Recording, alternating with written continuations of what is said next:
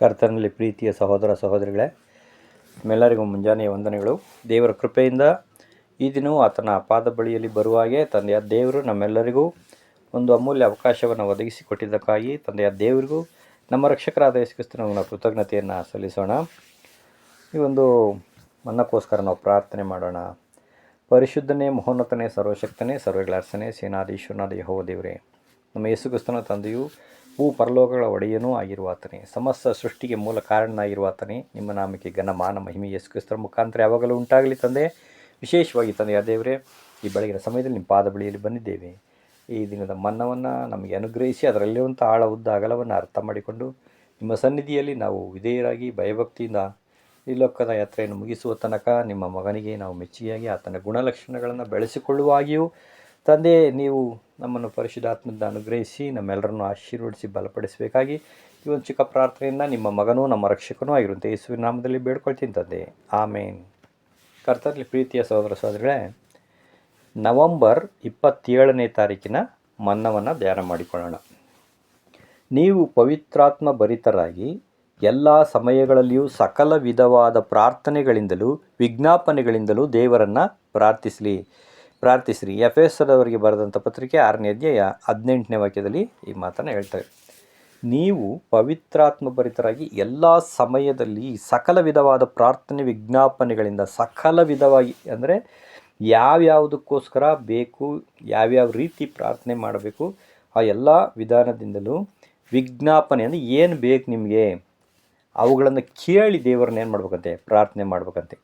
ನಾವು ಯಾವಾಗಲೂ ನಮ್ಮ ಎಲ್ಲ ನಡೆ ನುಡಿ ಎಲ್ಲ ವಿಷಯಗಳಲ್ಲಿ ಪ್ರಾರ್ಥನಾ ಪೂರ್ವಕವಾದಂಥ ಆತ್ಮೀಯತೆ ಉಳ್ಳವರಾಗಿ ಇರಬೇಕು. ನಾವು ಯಾವಾಗಲೂ ಹೃದಯಪೂರ್ವಕವಾಗಿ ನಿರಂತರವಾಗಿ ಕರ್ತನನ್ನು ಪ್ರಾರ್ಥಿಸಬೇಕು. ನಮ್ಮ ಜೀವನದ ಎಲ್ಲ ವ್ಯವಹಾರಗಳಲ್ಲಿ ಆತನ ನಡೆಸುವಿಕೆಗಾಗಿ ನಾವು ಪ್ರಾರ್ಥನೆ ಮಾಡಬೇಕು. ಮತ್ತು ಆಗ ಮಾತ್ರ ನಾವು ನಮಗಿರುವಂಥ ಸಾಮರ್ಥ್ಯದಂತೆ ಕರ್ತನಿಗೆ ಮೆಚ್ಚುಗೆ ಆಗೋ ರೀತಿಯಲ್ಲಿ ನಾವು ಮಾಡ್ಬೋದು. ಹಾಗೂ ನಮಗೆ ಸಹಿಸಲಾಗದಂಥ ಒಂದು ಶೋಧನೆಗಳು ಕಷ್ಟಗಳು ಬಂದಾಗ ಕರ್ತನು ನಮ್ಮನ್ನು ಕಾಪಾಡಿ ಅಂತ್ಯದಲ್ಲಿ ನಮ್ಮನ್ನು ಬಿಡುಗಡೆ ಮಾಡಿ ದೇವರ ರಾಜ್ಯದಲ್ಲಿ ಒಂದು ಸ್ಥಾನ ಸಿಕ್ಕುವಂತೆ ಮಾಡ್ತಾರೆ. ಅದಕ್ಕಾಗಿ ನಾವು ಕರ್ತನನ್ನು ಪ್ರಾರ್ಥಿಸಲೇಬೇಕು. ಈಗಿರುವುದರಿಂದ ಸಹೋದರರೇ, ನಾವು ಕರ್ತನು ಹೇಳಿರುವಂಥ ಒಂದು ವಾಕ್ಯಗಳನ್ನು ಆಧಾರ ಮಾಡಿಕೊಂಡು ಅದರ ಅನುಗುಣವಾಗಿ ನಾವೇನು ಮಾಡಬೇಕು, ಪ್ರಾರ್ಥನೆಯನ್ನು ಎಚ್ಚರವಾಗಿದ್ದು ಪ್ರಾರ್ಥನೆ ಮಾಡೋದನ್ನ ಅಭ್ಯಾಸ ಮಾಡ್ಕೊಳ್ಬೇಕು. ಈ ಪ್ರಾರ್ಥನೆ ಅಂದರೆ ಒಂದು ಒಳ್ಳೆಯ ವಿಷಯ ಅಥವಾ ಒಂದು ವಸ್ತು ಒಳ್ಳೆಯ ವಿಷಯಕ್ಕೋಸ್ಕರ ಆಸೆಪಟ್ಟು ದೇವರಲ್ಲಿ ಮಾತು ಅಥವಾ ಮನಸ್ಸಿನಿಂದ ನಾವು ಕೆಲವರು ಬಾಯಿ ಬಿಟ್ಟು ಹೇಳ್ತಾರೆ, ಕೆಲವರು ಮನಸ್ಸಿನಲ್ಲೇ ಪ್ರಾರ್ಥನೆ ಮಾಡ್ಕೊತಾರೆ. ಹಾಗೆ ಪ್ರಾರ್ಥಿಸುವಂಥದ್ದು ಸ್ವಾಭಾವಿಕವಾದಂಥ ಮನುಷ್ಯನಿಗೆ ಅವನ ಅಭಿವೃದ್ಧಿ ಮಾಡೋದಕ್ಕೋಸ್ಕರ ಅಥವಾ ಅವನ ಆತ್ಮಿಕ ಬೆಳವಣಿಗೆಗೆ ಆಶೀರ್ವಾದಕ್ಕೆ ಈ ಪ್ರಾರ್ಥನೆ ತುಂಬ ಅಗತ್ಯ ಅಂತಾರೆ. ಇದು ಅನಿವಾರ್ಯವೂ ಸಹಿತ, ಬೇಕೇ ಬೇಕು. ಈ ಆಶೆಗಳಿಲ್ದಲೇ ಹೋದರೆ ಮನುಷ್ಯ ಬದುಕೋದು ತುಂಬ ಕಷ್ಟ ಆಗ್ತದೆ. ಹಾಗೆ ನೂತನ ಮನಸ್ಸುಗಳು ಬೇಕು, ನೂತನ ಹೃದಯ, ನೂತನ ಚಿತ್ತವನ್ನು ನಾವು ಹೊಂದ್ಕೊಳ್ಬೇಕಾಗಿರೋಂಥದ್ದು ಬೇಕು. ಒಂದೇ ಪ್ರಾರ್ಥನೆ ತುಂಬ ಅವಶ್ಯ. ಇಲ್ಲದೆ ಹೋದರೆ ಇವುಗಳು ನಾಶ ಆಗಿಬಿಡ್ತವೆ ನಿಶ್ಚಯ. ನಾವು ಮಾಡುವಂಥ ಪ್ರಾರ್ಥನೆ ಔಪಚಾರಿಕವಾಗಿರಬಾರ್ದು. ಅದು ಹೃದಯಪೂರ್ವಕವಾಗಿ ಭಾವನಾತ್ಮಕವಾಗಿ ನಾವು ಆರೈಸುವಂಥ ವಸ್ತುಗಳು ನಾವು ಏನು ಬೇಡ್ಕೊಳ್ತೀವಿ ಅದು ನಮಗೆ ದೊರಕ್ತವೆ ಅಂತಕ್ಕಂಥ ವಿಶ್ವಾಸದಿಂದ ನಾವು ಬೇಡ್ಕೊಳ್ಬೇಕು. ಅಥವಾ ಪ್ರಾರ್ಥನೆ ದೇವರ ವಾಕ್ಯಕ್ಕೆ ಅನುಸಾರವಾಗಿ ಇರುವುದಾದರೆ ನಮಗೆ ಉತ್ತರ ಸಿಗುತ್ತೆ, ಅಥವಾ ದೇವರ ವಾಕ್ಯಕ್ಕೆ ವಿರುದ್ಧವಾಗಿದ್ದರೆ ಉತ್ತರ ಸಿಗೋದಿಲ್ಲ. ಇವೆಲ್ಲ ತಿಳ್ಕೊಂಡು ನಾವು ಪ್ರಾರ್ಥನೆಯನ್ನು ಮಾಡಬೇಕು. ಮತ್ತು ನಾವು ಉತ್ತರಕ್ಕಾಗಿ ಕಾಯಬೇಕು. ಕರ್ತನು ನಮ್ಮ ಬೇಡಿಕೆಗೆ ಕೊಟ್ಟಂಥ ಉತ್ತರವನ್ನು ಗ್ರಹಿಸುವುದರಲ್ಲಿ ನಾವು ಕೆಲವರಲ್ಲೂ ಏನಾಗ್ತೀವಿ, ವಿಫಲರಾಗ್ಬಿಡ್ತೀವಿ. ಸಿಗ್ತಲೇ ಹೋದಾಗ ಬೇಜಾರು, ಯಾಕೆ ಸಿಕ್ಕಲಿಲ್ಲ, ಹೀಗೆಲ್ಲ ನಾವು ಗಲಿಬಿಲಿಗೆ ಉಂಟಾಗುವಂಥ ಸಾಧ್ಯತೆ ಬರ್ತವೆ. ಕೆಲವು ಸಂದರ್ಭಗಳಲ್ಲಿ ನಾವು ಮಾಡಿದ ಪ್ರಾರ್ಥನೆ ವಿಷಯವಾಗಿ ಎಚ್ಚರದಿಂದ ಇದ್ದರೂ ವಿಳಂಬವಾಗಿ ಉತ್ತರ ಕೊಡುವುದರಿಂದ ಅದನ್ನು ನಾವು ತಿಳ್ಕೊಳ್ಳೋದ್ರಲ್ಲಿ ವಿಫಲರಾಗ್ತೀವಿ. ಆದ್ದರಿಂದ ನಾವು ಸದಾ ಎಚ್ಚರಿಕೆಯಿಂದ ಇದ್ದು ಕರ್ತನು ತಡ ಮಾಡಿದರೂ ನಮಗೆ ಪ್ರಾರ್ಥನೆಗೆ ಉತ್ತರ ಕೊಟ್ಟೇ ಕೊಡ್ತಾರೆ, ತಕ್ಕ ಸಮಯದಲ್ಲಿ ನಮಗೆ ಬಹುಮಾನ ದೊರೆಯುತ್ತದೆ ಎಂಬತಕ್ಕಂಥ ವಿಷಯವನ್ನು ಗ್ರಹಿಸಬೇಕು ಅಂತ ಹೇಳ್ತಾರೆ. ಆದ್ದರಿಂದ ದೇವರ ವಾಕ್ಯದಲ್ಲಿ ಸತ್ಯವೇದದಲ್ಲಿ ಯಾರ್ಯಾರು ಯಾವ್ಯಾವ ವಿಷಯಕ್ಕೋಸ್ಕರ ಹೇಗೆ ಪ್ರಾರ್ಥನೆ ಮಾಡಿದರು, ಯಾವುದನ್ನು ಮಾಡಬೇಕು, ಯಾವುದಕ್ಕೋಸ್ಕರ ಮಾಡಬಾರ್ದು ಅನ್ನೋಂಥದ್ದನ್ನು ಸತ್ಯವೇದದ ಆಧಾರಗಳಿಂದ ನಾವು ತಿಳ್ಕೊಳ್ಳೋಣ. ದಾನಿಯೇಲ 6:1-10 ಇಲ್ಲಿ ದಾರ್ಯಾವೇಶ ಅಂತಕ್ಕಂಥ ಒಬ್ಬ ರಾಜ ಇರ್ತಾನೆ. 127 ಸಂಸ್ಥಾನಗಳ ಮೇಲೆ ಲೆಕ್ಕವನ್ನು ತೆಗೆದುಕೊಳ್ಳೋಕ್ಕೋಸ್ಕರ ಅವನೇನು ಮಾಡ್ತಾನೆ, 3 ಮುಖ್ಯ ಅಧಿಕಾರಿಗಳನ್ನು ನೇಮಿಸ್ತಾನೆ. 6ನೇ ಅಧ್ಯಾಯ 1-10 ತನಕ ನೋಡುವಾಗ ದಾನಿಯೇಲ ಅವರಲ್ಲಿ ದಾನಿಯೇಲನು ಒಬ್ಬನಾಗಿರ್ತಾನೆ, 3 ಮುಖ್ಯ ಅಧಿಕಾರಿಗಳಲ್ಲಿ. ಈತ ತುಂಬ ಜ್ಞಾನಿಯಾಗಿ ಅಧಿಕ ಸಾಮರ್ಥ್ಯವುಳ್ಳವನಾಗಿದ್ದರಿಂದ ಇವನನ್ನು ಅಲ್ಲಿರ್ತಕ್ಕಂಥ ಅಧಿಕಾರಿಗಳು, ಆ ಮುಖ್ಯ ಅಧಿಕಾರಿಗಳು ಇವನ ಮೇಲೆ ಕೋಪಗೊಂಡು ಇವನನ್ನು ಹೆಂಗಾನ ಮಾಡಿ ತೆಗ್ದಾಕ್ಬಿಡ್ಬೇಕು ಈ ಅಧಿಕಾರದಿಂದ, ಹೆಂಗೆ ಇಳಿಸೋದು ಕೆಳಗೆ ಅಂತ ಆಲೋಚನೆ ಮಾಡಿ ಧರ್ಮದ ಮುಖಾಂತರನೇ ಇವನ್ನ ಇನ್ಯಾವ್ದ್ರ ಮುಖಾಂತರ ಇವನ್ನ ಇಳಿಸೋಕ್ಕಾಗಲ್ಲ, ಕೆಡವೋಕ್ಕಾಗಲ್ಲ, ಬೀಳ್ಸೋಕ್ಕಾಗಲ್ಲ ಅಂತ ಅವಕಾಶನ ಪಡ್ಕೊಂಡು ಏನು ಮಾಡ್ತಾರೆ, ಅವಕಾಶನ ಉಪಯೋಗಿಸಿ ರಾಜನ ಹತ್ರ ಬಂದು, ರಾಜನೇ ಚಿರಂಜೀವಿಯಾಗಿರು, ಯಾವನಾದರೂ 30 ದಿನಗಳ ತನಕ ನಿನ್ನ ಹೊರತು ಬೇರೆ ಯಾವ ದೇವ್ರನ್ನಾಗಲಿ ಮನುಷ್ಯನಾಗಲಿ ಪ್ರಾರ್ಥಿಸಬಾರ್ದು, ವಿಜ್ಞಾಪನೆ ಮಾಡಬಾರ್ದು. ಅವನೇನಾದರೂ ಮಾಡಿದ್ರೆ ಅಂಥವನ್ನ ಸಿಂಹದ ಗವಿಯಲ್ಲಿ ಹಾಕಬೇಕು ಅಂತ ನೀನು ಮುದ್ರೆ ಹಾಕ್ಕೊಡು ಅಂತ ಹೇಳ್ಬಿಟ್ಟು ಮುದ್ರೆ ಹಾಕ್ಸ್ಕೊಂಡ್ಬಿಡ್ತಾರೆ.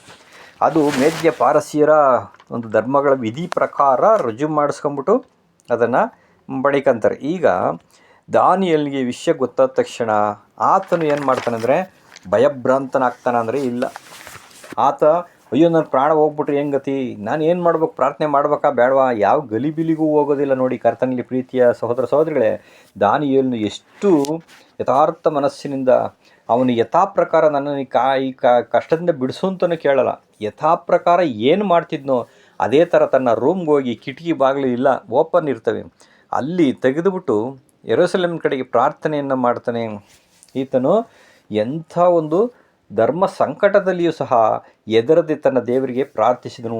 ಅದೇ ರೀತಿಯಲ್ಲಿ ನಾವು ಪ್ರಾರ್ಥನೆಗಳನ್ನು ಎಂಥ ಸಂದರ್ಭಗಳು ಬಂದರೂ ಎದಲದೆ ದಾನಿಯೇಲನಂತೆ ನಾವು ಪ್ರಾರ್ಥನೆ ಮಾಡಿದಾಗ ದೇವರು ನಮ್ಮ ಪರವಾಗಿರ್ತಾನೆ. ಕಷ್ಟದಲ್ಲಿಯೂ ನೋಡಿ, ಆ ಸಿಂಹದ ಗಮಿಗೆ ಹಾಕಿದ್ರು ಸಹಿತ ದೇವರೇನು ಮಾಡಿದ್ರಂತೆ, ಬಿಡುಗಡೆ ಮಾಡಿದ್ರು. ಅಲ್ಲಿ ಸಿಂಹದ ಬಾಯಿಗಳನ್ನು ತನ್ನ ದೂತನ್ನು ಕಳಿಸಿ ಬಂಧಿಸಿದ್ರು. ನಾವು ನೋಡ್ತೀವಿ ಕರ್ತನಲ್ಲಿ ಪ್ರೀತಿಯ ಸಹೋದರ ಸಹೋದರಿಗಳೇ, ನಾವು ಆ ಥರದ ಪ್ರಾರ್ಥನೆಗಳನ್ನು ಅದೇ ರೀತಿಯಲ್ಲಿ ನಾವು ಭಯದಿಂದ ಇಲ್ಲದೆ ನಂಬಿಕೆ ವಿಶ್ವಾಸದಿಂದ ಯಥಾಪ್ರಕಾರ ಕಷ್ಟ ಚಿಂತೆ ದುಃಖ ಏನೇ ಬಂದರೂ ನಾವು ಪ್ರಾರ್ಥನೆಯನ್ನು ಮಾಡಿದರೆ ನಮಗೆ ತಕ್ಕ ಉತ್ತರ, ನಮಗೆ ಬಲ, ದೇವರ ಕೃಪೆ ನಮಗೆ ದೊರೆಯುತ್ತದೆ. ಲೂಕ 18:1-7 ನೋಡಿ, ಬೇಸರಗೊಳ್ಳದೆ ನಾವು ಪ್ರಾರ್ಥನೆ ಮಾಡ್ಬೇಕಂತ. ಕೆಲವು ಸಮಯದಲ್ಲಿ ಬೇಜಾರಾಗ್ಬಿಡುತ್ತೆ, ಅಂಥ ಟೈಮಲ್ಲಿ ಪ್ರಾರ್ಥನೆ ಮಾಡೋದು ನಿಲ್ಲಿಸ್ಬಿಡ್ತೀವಿ ಕೆಲವು. ಅದಕ್ಕೆ ಒಂದು ಸಾಮ್ಯನ ಯೇಸು ಸ್ವಾಮಿ ಹೇಳ್ತಾರೆ, ಲೂಕ 18:1-7 ಒಂದು ಸಾಮ್ಯ ಹೇಳ್ತಾರೆ. ಏನಂದರೆ, ಒಂದಾನೊಂದು ಪಟ್ಟಣದಲ್ಲಿ ಒಬ್ಬ ನ್ಯಾಯಾಧಿಪತಿ ಇದ್ದ. ಅವನು ದೇವರಿಗೆ ಎದರದವನು, ಮನುಷ್ಯರಿಗೂ ಎದರ ಲೆಕ್ಕಕ್ಕೆ ಇಲ್ಲ. ಆದರೆ ಅದೇ ಪಟ್ಟಣದಲ್ಲಿ ಒಬ್ಬ ವಿಧವೆ ಇದ್ಲು. ಆಕೆ ಏನು ಮಾಡ್ತಾಳೆ, ಅವನ ಬಳಿಗೆ ಬಂದು ನನಗೆ ನ್ಯಾಯ ತೀರಿಸು ಅಂತ ಪೀಡಿಸ್ತಾ ಇರ್ತಾಳೆ. ಅವನು ಸ್ವಲ್ಪ ಕಾಲ ಮನಸ್ಸು ಕೊಡೋದೇ ಇಲ್ಲ ಅದರ ವಿಷಯ ಕಡೆಗೆ. ಆದರೆ ಒಂದು ದಿನ ಯೋಚನೆ ಮಾಡ್ತಾನೆ, ನಾನು ಯಾರಿಗೂ ಎದುರ್ಕೊಡಲ್ಲ, ಈಕೆ ಬಂದು ಪದೇ ಪದೇ ನನಗೆ ಕಾಟ ಕೊಡ್ತಾಳಲ್ಲ ಅಂದ್ಬಿಟ್ಟು ಹೇಗಾದರೂ ಮಾಡಿ ಫಸ್ಟು ನ್ಯಾಯ ತೀರಿಸ್ಬಿಡ್ಬೇಕು ಅಂದ್ಬಿಟ್ಟು ಏನು ಮಾಡ್ತಾನೆ, ನ್ಯಾಯ ತೀರಿಸ್ತಾನೆ. ನೋಡಿ, ಈ ರೀತಿ ಯೋಚನೆ ಮಾಡೋದನ್ನು ನೀವು ಯೋಚನೆ ಮಾಡಿ.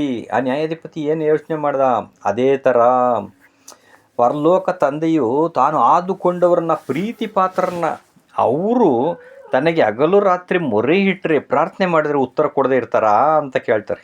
ಆ ಥರ ನಾವು ಬೇಗನೆ ಉತ್ತರ ಕೊಡ್ತಾರೆ. ನೀವು ಇದೇ ಥರ ಆತ್ಮಿಕ ವಿಷಯಗಳಿಗೋಸ್ಕರ, ಲೋಕದ ವಿಷಯಗಳಿಗೋಸ್ಕರ ಅಲ್ಲ ನಮ್ಮನ್ನು ಪ್ರಾರ್ಥನೆ ಮಾಡೋಕ್ಕೆ ಹೇಳಿರೋಂಥದ್ದು. ನಮಗೆ ಪರ್ಮಿಷನ್ನೇ ಇಲ್ಲ ಲೋಕದ ವಿಷಯಗಳಿಗೋಸ್ಕರ. ಯೇಸು ಕ್ರಿಸ್ತರು ಮಧ್ಯೆ ಹೇಳ್ಬಿಟ್ಟವ್ರೆ, ನೀವು ಊಟ ಬಟ್ಟೆಗೋಸ್ಕರ ಏನು ಚಿಂತೆ ಮಾಡೋಕ್ಕೋಗ್ಬೇಡಿ, ಮೊದಲು ದೇವರ ನೀತಿಗೋಸ್ಕರ, ದೇವರ ರಾಜ್ಯಕ್ಕೋಸ್ಕರ ನೀವು ಪ್ರಾರ್ಥನೆ ಮಾಡಬೇಕು, ಅದಕ್ಕೋಸ್ಕರ ತವಕ ಪಡಬೇಕು.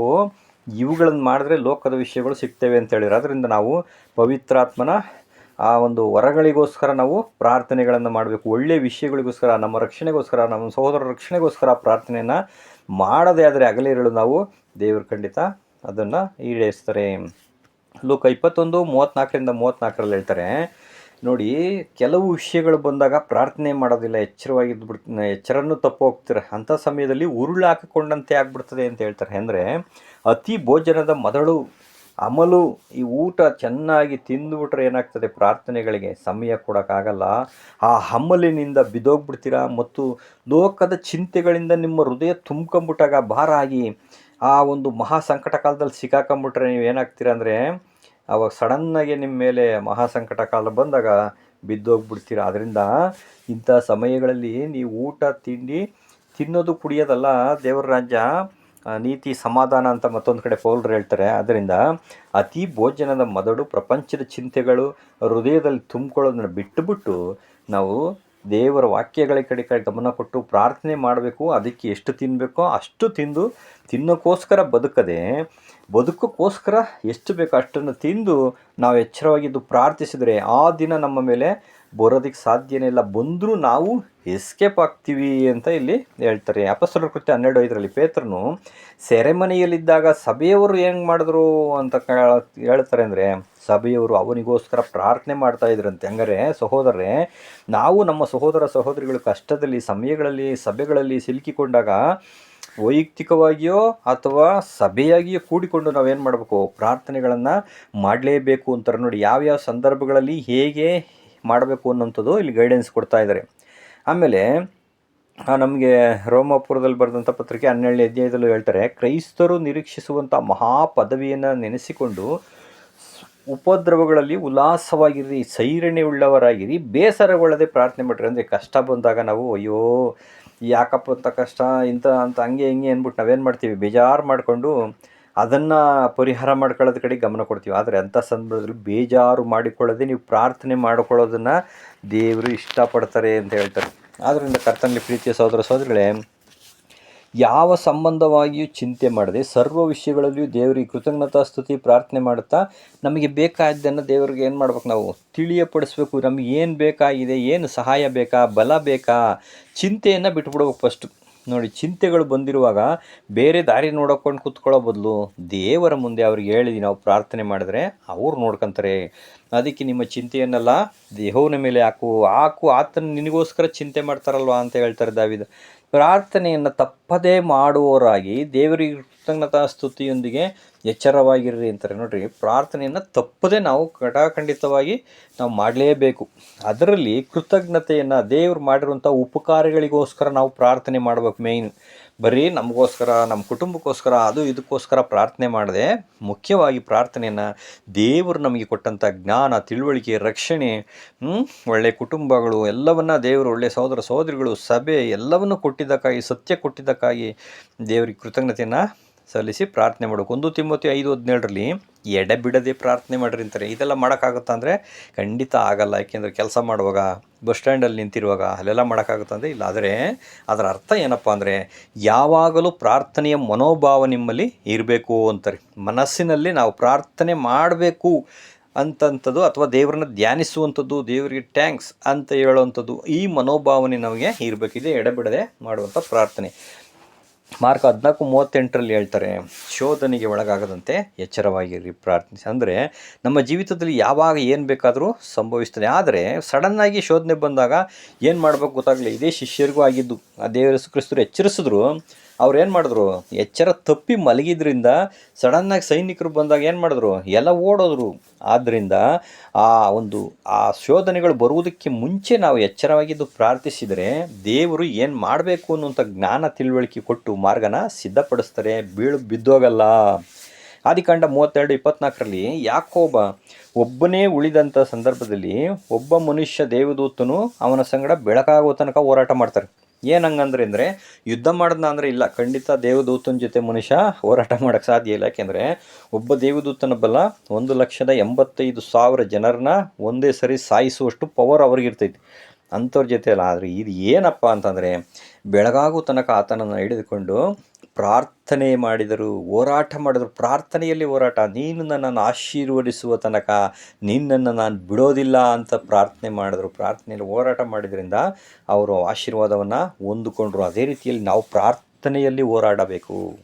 ಒಂದು ಒಳ್ಳೆಯ ವಿಷಯಗಳಿಗೋಸ್ಕರ ನಾವು ಸತತವಾಗಿ ಹೋರಾಟ ಮಾಡಿದ್ರೆ ಖಂಡಿತ ಸಿಗುತ್ತೆ. 1 ತಿಮೋಥಿ 2:1 ಎಲ್ಲ ಕೊನೆಯಲ್ಲಿ ಏನು ಹೇಳ್ತಾರಪ್ಪ ಅಂದರೆ, ಎಲ್ಲ ಮನುಷ್ಯರಿಗೋಸ್ಕರವೂ, ಅರಸುಗಳಿಗೋಸ್ಕರವೂ, ಎಲ್ಲ ಅಧಿಕಾರಿಗಳಿಗೋಸ್ಕರ ಪ್ರಾರ್ಥನೆ, ವಿಜ್ಞಾಪನೆ, ಮನವಿಗಳನ್ನು ಕೃತಜ್ಞತಾ ಸ್ತುತಿ ಮಾಡಿಬಿಡ್ರಿ ಅಂತ ಹೇಳ್ತಾರೆ ಇಲ್ಲಿ ಪೌಲರು. ಕರ್ತನಲ್ಲಿ ಪ್ರೀತಿಯ ಸಹೋದರ ಸಹೋದರರೇ, ಸತ್ಯವೇದದಲ್ಲಿ ಕೆಲವು ವಾಕ್ಯಗಳು ಭೂತಕಾಲಕ್ಕೆ, ಕೆಲವು ವರ್ತಮಾನಕ್ಕೆ, ಕೆಲವು ಭವಿಷ್ಯ ಕಾಲಗಳಿಗೆ ಅಪ್ಲೈ ಆಗ್ತವೆ, ಅನ್ವಯಿಸ್ತವೆ. ಆದರೆ ಪೌಲರು ಹೇಳಿದಂಥ ಮಾತು ಸುವಾರ್ಥ ಯುಗದ ಆದಿ ಸಭೆಯಲ್ಲಿ ಆವಾಗ ತಾನೇ ಸತ್ಯ ಪ್ರಚಾರ ಆಗ್ತಿತ್ತು. ಅದು ಲೋಕದ ಎಲ್ಲ ಕಡೆ ಪ್ರಚಾರ ಆಗಬೇಕಾದ್ರೆ ಅಧಿಕಾರಿಗಳು, ಒಂದು ಮಂತ್ರಿಗಳು, ಇವೆಲ್ಲ ದೇಶಾಧಿಪತಿಗಳ ಸಹಾಯಗಳು, ಅವರನ್ನೇ ಒಂದು ಸಮಾಧಾನ, ಇವೆಲ್ಲ ಅಗತ್ಯವಾಗಿ ಬೇಕಾಗಿತ್ತು. ಅವ್ರಿಗೋಸ್ಕರ ನೀವು ಪ್ರಾರ್ಥನೆ ಮಾಡಿದ್ರೆ ನಿಮ್ಮ ಸುವಾರ್ತೆ ಯಾವ ಅಡ್ಡಿನೂ ಬರಲ್ಲ ಅಂತ ಆ ಟೈಮಲ್ಲಿ ಹೇಳಿದರು. ಆದರೆ ಈಗ ಸುವಾರ್ತೆ ಕಾಲದ ಅಂತ್ಯದಲ್ಲಿದ್ದೇವೆ ನಾವು. ಈಗ ಮಹಾ ಸಂಕಟ ಕಾಲ ಬರಬೇಕು. ದೇವರು ರಾಜ್ಯಗಳನ್ನು, ದೇಶಗಳನ್ನು ಒಡೆದಾಕ್ತಾ ದೇವರ ರಾಜ್ಯವನ್ನು ಸ್ಥಾಪನೆ ಮಾಡುವಂಥದ್ದು ಸಂದರ್ಭದಲ್ಲಿ ನಾವಿದ್ದೀವಿ. ಹಾಗಾದರೆ ಇಲ್ಲಿ ನಾವು ನಿನ್ನ ಶಾಂತಿ ಸಮಾಧಾನ ಕೊಟ್ಬಿಡು ದೇವರೇ, ದೇಶದಲ್ಲಿ ಎಲ್ಲ ದೇಶಕ್ಕೋಸ್ಕರ ಅಧಿಕಾರಿಗಳಿಗೋಸ್ಕರ ಪ್ರಾರ್ಥನೆ ಮಾಡ್ತೀವಿ ನಾವು. ಇದು ತುಂಬ ತಪ್ಪು, ದೇವರಿಗೆ ವಿರುದ್ಧವಾಗಿ ನಿಂತ್ಕೊಂಡಂಗೆ ಆಗುತ್ತೆ. ಕರ್ತನಲ್ಲಿ ಪ್ರೀತಿಯ ಸೋದರಗಳೇ, ಈ ಲೋಕದಲ್ಲಿ ಯುದ್ಧಗಳಾಗಲೇಬೇಕು, ಭೂಕಂಪ ಆಗಲೇಬೇಕು, ಸುನಾಮಿ ಆಗಲೇಬೇಕು, ಜನಗಳಲ್ಲಿ ಒಬ್ಬರಲ್ಲೂ ಸಮಾಧಾನ ಇರಲ್ಲ ನಾನು ಬರುವಾಗ ಅಂತ ಹೇಳಿದ್ರಲ್ಲ, ಅದೆಲ್ಲ ಸುಳ್ಳಾಗಬೇಕಾಗಂಗಾರೆ ಯೇಸು ಕ್ರಿಸ್ತರ ಮಾತು ಅಂದರೆ ಖಂಡಿತ ಇಲ್ಲ. ಅದಕ್ಕೋಸ್ಕರ ಅವರು ಹಾಗಾಗುವುದು ಅಗತ್ಯ. ಅದು ಅಂತ್ಯಕಾಲದಲ್ಲಿ ಹಿಂಗಾದ್ರೇ ಇದೆಲ್ಲ ಆಗೋ ದೇವ್ರ ರಾಜ್ಯ ಸ್ಥಾಪನೆ ಆಗೋದು. ಅಂದರೆ ಒಂದು ಹಳೆಯ ಒಂದು ಈ ಎರಡನೇ ಯುಗ ಸ್ಥಾಪನೆಯಾಗಿ ನೂತನ ಆಕಾಶಮಂಡಲ, ನೂತನ ಭೂಮಂಡಲ, ದೇವರ ರಾಜ್ಯ ನೀತಿ ವಾಸ ಆಗಬೇಕು ಅಂದರೆ ಇದೆಲ್ಲ ಹಳೆಯ ಸೈತಾನನಿಂದ ಸೃಷ್ಟಿಯಾಗಿರುವಂಥ, ಸೈತಾನನಿಂದ ಬಂದಂಥ ಎಲ್ಲ ಅಧಿಕಾರಗಳು, ಸೈತಾನನ ಒಂದು ಕಲ್ಪಿತ ಬೋಧನೆಗಳು, ಎಲ್ಲ ವಿಷಯಗಳು ತೆಗೆದಾಕಲ್ಪಡಬೇಕು. ಆವಾಗಲೇ ದೇವ್ರ ರಾಜ್ಯ ಸ್ಥಾಪನೆ ಆಗ ಸಾಧ್ಯ. ಹಂಗಾರೆ ಇದೆಲ್ಲ ನಾಶ ಆಗಬಾರ್ದು, ಶಾಂತಿ ಕೊಡು, ಈಗಲೇ ಸಮಾಧಾನ ಕೊಡು ಅಂತ ಹೇಳುವಂಥದ್ದು ದೇವ್ರ ವಾಕ್ಯಕ್ಕೆ ವಿರುದ್ಧವಾದ ಪ್ರಾರ್ಥನೆ. ಆದ್ದರಿಂದ ನಾವು ಮೊದಲು ನಮ್ಮ ರಕ್ಷಣೆಯನ್ನು ಸಾಧಿಸ್ಕೊಳ್ಳೋದಕ್ಕೆ ನಾವು ಗಮನ ಕೊಟ್ಟು ಅದಕ್ಕೋಸ್ಕರ ನಾವು ಪ್ರಾರ್ಥನೆ ಮಾಡಬೇಕು. ನಮ್ಗೆ ಏನು ಪ್ರಾರ್ಥನೆ ಮಾಡಬೇಕು ಅಂದರೆ, ದೇವರ ಮಕ್ಕಳಿಗೆ ಎಲ್ಲೂ ತೊಂದರೆ ಆದಾಗ ಅವರಿಗೆ ಬಲ ಕೊಡು ಸ್ವಾಮಿ, ಅವರು ಸತ್ಯದಲ್ಲಿ ದೃಢವಾಗಿ ನಿಂತ್ಕೊಳ್ಳಿ, ಸೈತಾನಿಂದ ತಪ್ಪಿಸಿ ಕಾಪಾಡು ಅಂತ ಮಾತ್ರನೇ ಪ್ರಾರ್ಥನೆ ಮಾಡಬೇಕು. ಆಮೇಲೆ ಆದ್ದರಿಂದ ಕರ್ತನಲ್ಲಿ ಪ್ರೀತಿಯ ಸಹೋದರಗಳೇ, ನಾವು ಸಿದ್ಧವಾಗಿದ್ದರೆ ಯೇಸು ಕ್ರಿಸ್ತನ ರಕ್ಷಣೆಯನ್ನು ನಾವು ಪಡ್ಕೊಳ್ತೀವಿ. ಆತನು ಬಂದಾಗ ಆತನ ಜೊತೆಯಲ್ಲಿ ನಾವು ನಮ್ಮನ್ನು ಕರ್ಕೊಂಡು ಪರಲೋಕಕ್ಕೆ ಹೋಗ್ತಾರೆ. ಆದ್ದರಿಂದ ಯಾವಾಗ ಪ್ರಾರ್ಥಿಸಬೇಕು, ಹೇಗೆ ಪ್ರಾರ್ಥಿಸಬೇಕು ಮತ್ತು ಪ್ರಾರ್ಥಿಸಬೇಕಾದ್ರೆ ಪವಿತ್ರಾತ್ಮ ಭರಿತರಾಗಿ ಪ್ರಾರ್ಥಿಸಬೇಕಂದ್ರೆ ಯೇಸು ಕ್ರಿಸ್ತರು ಸತ್ಯವನ್ನು, ಜ್ಞಾನವನ್ನು, ತಿಳುವಳಿಕೆಯನ್ನು ನಾವು ತಿಳಿದುಕೊಂಡು ಪವಿತ್ರಾತ್ಮದಿಂದ ನಾವು ಪ್ರಾರ್ಥನೆ ಮಾಡುವಾಗ ಯಾರಿಗೆ ಹೇಗೆ ಪ್ರಾರ್ಥನೆ ಮಾಡಬೇಕು ಅನ್ನೋಂಥ ತಿಳುವಳಿಕೆಯನ್ನು ಪವಿತ್ರಾತ್ಮ ಗೈಡೆನ್ಸ್ ಕೊಡ್ತಾರೆ. ಅದ್ರ ಪ್ರಕಾರ ಅದು ಬಿಟ್ಟುಬಿಟ್ಟು ನಮ್ಮ ಇಷ್ಟ ಬಂದಂಗೆ ಪ್ರಾರ್ಥನೆ ಮಾಡಿದ್ರೆ ಅದಕ್ಕೆ ಉತ್ತರನೂ ಸಿಗಲ್ಲ, ಅದಕ್ಕೆ ಅರ್ಥನೂ ಇರಲ್ಲ, ದೇವರು ಅದಕ್ಕೆ ಅನುಮೋದನೆಯೂ ಕೊಡಲ್ಲ. ಅದಕ್ಕೆ ಉಂಡರು ತಿಂದರು ಏನೇ ಮಾಡಿದ್ರು ದೇವರ ಘನತೆಗೋಸ್ಕರ ಮಾಡಿರಿ ಅಂದ್ಬಿಟ್ರು. ಹಂಗಾರೆ ನಾವು ಏನೇ ಮಾಡಿದ್ರು ಪ್ರಾರ್ಥನೆ ಮುಖಾಂತರವಾಗಿ ಶುರು ಮಾಡೋಣ, ಆಗ ಅದು ಸಫಲ ಆಗುತ್ತೆ. ಕರ್ತನಲ್ಲಿ ಪ್ರೀತಿಯ ಸಹೋದರಗಳೇ, ಆದ್ದರಿಂದ ಇಂಥ ಅಮೂಲ್ಯವಾದಂಥ ಮನ್ನವನ್ನು ಬೆಳಬೆಳಗ್ಗೆ ನಮಗೆ ತಂದೆಯಾದ ದೇವರು ಅನುಗ್ರಹಿಸಿದ್ದಾರೆ. ಆತನ ನಾಮಕ್ಕೆ ಕೋಟ್ಯಾನುಕೋಟಿ ಸ್ತುತಿ ಸ್ತೋತ್ರ ಘನ ಮಾನ ಮಹಿಮೆ ಉಂಟಾಗಲಿ ಯೇಸು ಕ್ರಿಸ್ತರ ಮುಖಾಂತರ. ಸಹೋದರಗಳೇ, ಈ ಪ್ರಾರ್ಥನೆಗಳನ್ನು ತಿಳಿದುಕೊಂಡು ತಂದೆಯಾದ ದೇವರಿಗೆ ನಾವು ಪ್ರಾರ್ಥನೆಯನ್ನು ಮಾಡೋಣ. ಕ್ರಿಸ್ತನ ಮುಖಾಂತರವಾಗಿ ಆ ಆಶೀರ್ವಾದಕ್ಕೆ ಪಾತ್ರರಾಗೋಣ. ಹಾಗಾಗುವಂತೆ ತನ್ನ ಶಕ್ತಿಯಿಂದ, ಪವಿತ್ರಾತ್ಮದಿಂದ ನಮ್ಮನ್ನು ಬಲಪಡಿಸಿ ಕಾಪಾಡಬೇಕಾಗಿ ಯೇಸು ಕ್ರಿಸ್ತ ನಾಮದಲ್ಲಿ ನಾವು ಈ ಪ್ರಾರ್ಥನೆಯನ್ನು ಬೇಡ್ಕೊಳ್ತೀವಿ. ಆಮೇನ್. ದೇವರು ಎಲ್ಲರನ್ನೂ ಆಶೀರ್ವದಿಸಲಿ. Thank you brothers.